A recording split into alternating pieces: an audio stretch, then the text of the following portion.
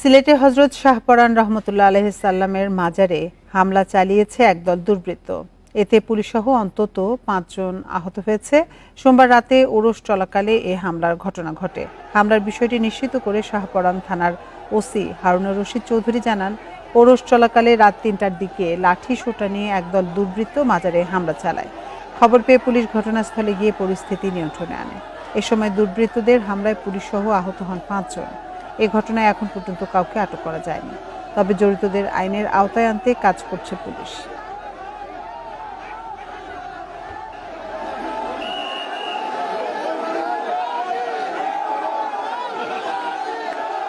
পুলিশের উপর আক্রমণ করছে। পরে এখানে কিছু ছাত্র জনতা এরকম লোক ছিল, তাদের উপর আক্রমণ শুরু করছে। এটা নিয়ে এলাকার লোকজন চতুর্দিক থেকে এসে পাগল যেগুলো ছিল তাদের সাথে মানে মুখোমুখি, পরে তাদেরকে মারধর, এরকম বিষয়টা এরকম ছিল আর কি।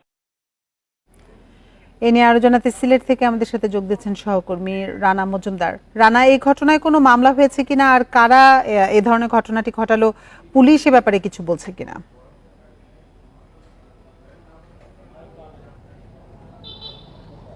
দেখুন, মূলত গতকালকে রাত ৩টা থেকে ৩:৩০টার মধ্যে কিন্তু এই হামলার ঘটনাটি ঘটে এবং আমরা পুলিশ কিংবা যারা স্থানীয় জনসাধারণ রয়েছেন সেই এলাকার তাদের সাথে আমরা কথা বলেছিলাম।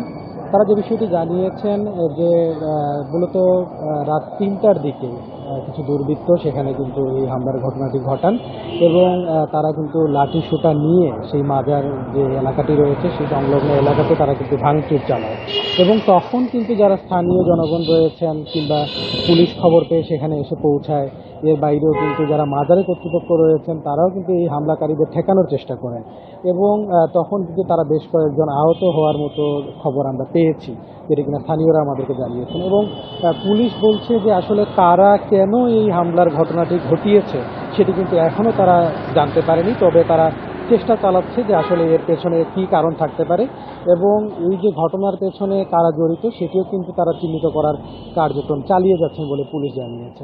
পাশাপাশি এর আগের যে আসলে ঘটনাটি সেটি যদি একটু বলি, তাহলে গত শুক্রবারে কিন্তু জুমার নামাজের পরে বেশ কিছু স্থানীয় মুসল্লিরা তারা নামাজের পরপর এবং স্থানীয় যারা জনতা ছিলেন, ছাত্র জনতা, তারা সবাই মিলে তারা একটি দাবি তুলেন এবং সেই মাজার সংলগ্ন এলাকার যে রাস্তাটি রয়েছে সেটি মূলত তারা বন্ধ করে দিয়ে একটি দাবি তুলেছিলেন যে মাজারে উরসের নামে তারা দাবি করেছিলেন যে এখানে একটি অভিযোগ রয়েছে, উরসের নামে এখানে অনেক ক্ষেত্রেই মদ, গাঁজা সহ এবং বিভিন্ন ধরনের অনৈতিক কার্যক্রম চালানো হয়।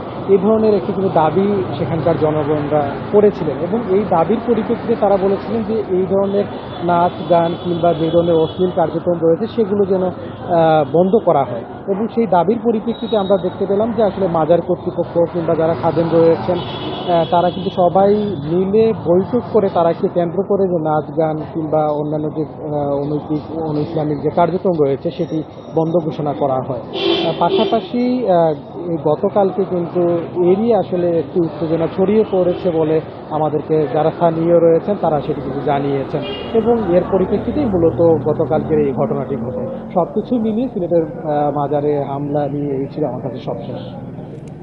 সিলেট থেকে জানাচ্ছিলেন সহকর্মী রানা মজুমদার।